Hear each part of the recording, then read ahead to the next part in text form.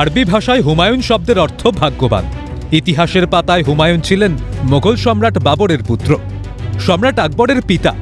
বাবর কিংবা আকবরের তুলনায় রাজনৈতিক গুরুত্বের বিচারে অনেক পিছিয়ে ছিলেন দ্বিতীয় মোগল সম্রাট। যুদ্ধক্ষেত্রেও বীরগতি নয়, সিঁড়ি থেকে পড়ে আহত হয়ে মারা গিয়েছিলেন তিনি। মৃত্যুও গুরুত্ব দিতে পারেনি সম্রাট হুমায়ুনকে।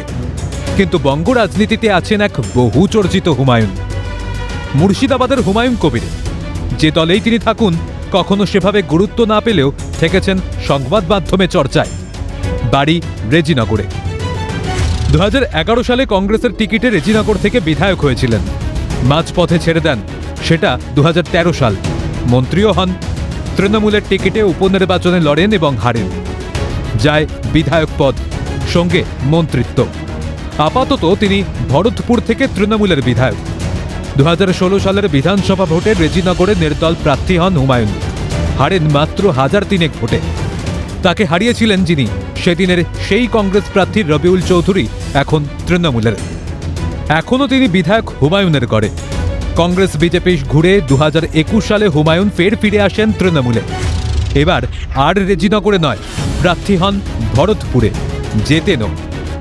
কিন্তু রবিউল চৌধুরীকে নিজের গড়ের বিধায়ক হিসাবে যেন মানতেই পারেন না হুমায়ুন।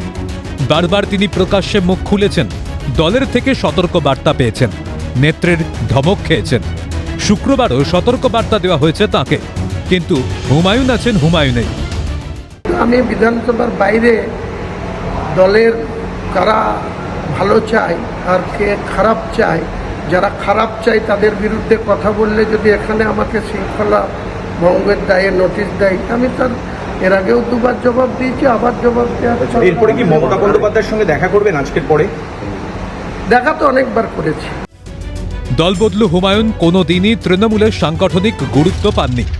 দল বদলের মতো অবস্থানও বদলে তিনি বিশেষ পারদর্শী। আজ এই বলেন তো কাল ওই। পরশুর কথা তিনি নিজেও হয়তো জানেন না। গত লোকসভা ভোটের আগে জেলার 30% মানুষকে ভাগীরথীতে ভাসিয়ে দেওয়ার হুঁশিয়ারি দেওয়া হুমায়ুন প্রায়ই রাজনৈতিক হুঁশিয়ারিও দেন, কখনো জেলা নেতৃত্বের বিরুদ্ধে, কখনো রাজ্য নেতৃত্বের বিরুদ্ধে। পরদিনই আপোষও করেন, রাত পোহাতেই ফের ফুঁসে ওঠেন। এখন তিনি বলছেন, নেত্রী যতদিন চাইবেন ততদিন দলে। মমতা বন্দ্যোপাধ্যায় আমাকে যেদিন বলে দেবেন যে তোমাকে তৃণমূল কংগ্রেসটা করতে হবে না, আমি সেদিন থেকে করব না। আমি এর বাইরে কিছু বলবো না, কারণ অন্য কারো প্রতি আমার আস্থা ভরসা নেই।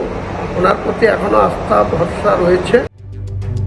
ফের কি অবস্থান বদল করবেন হুমায়ুন, নাকি এবার আছে অন্যরকম ভাবনা?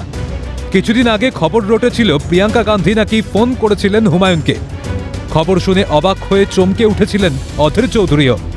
হুমায়ুনের একসময়ের রাজনৈতিক গুরু অধীরের সঙ্গে তার সম্পর্ক এখন তলানিতে। কংগ্রেসের শীর্ষ নেতৃত্বের সঙ্গে অধীরের মধুর সম্পর্ক এখন চর্চায়। সংখ্যালঘু অধ্যুষিত জেলা মুর্শিদাবাদে সংখ্যালঘু মুখ খুঁজছে কংগ্রেস। সেই মুখে কি হুমায়ুন কবির? জবাব মিলবে সময়। গৌড় দখল করতে এসে গৌড়ের শাসক শেরশাহর কৌশল আর দূরদর্শিতার কাছে হারতে হয়েছিল সম্রাট হুমায়ুনকে। এই হুমায়ুন কি কৌশলে হতে চাইছেন অধীরগড়ের সম্রাট? হুমায়ুনের আচরণে যেন উঠছে প্রশ্ন। দল বদল আর অবস্থান বদলে বিশেষ পারদর্শী হুমায়ুনে কি আদৌ আছে কোনো ভরসা? প্রশ্ন সেখানেও। ক্যালকাটা নিউজ।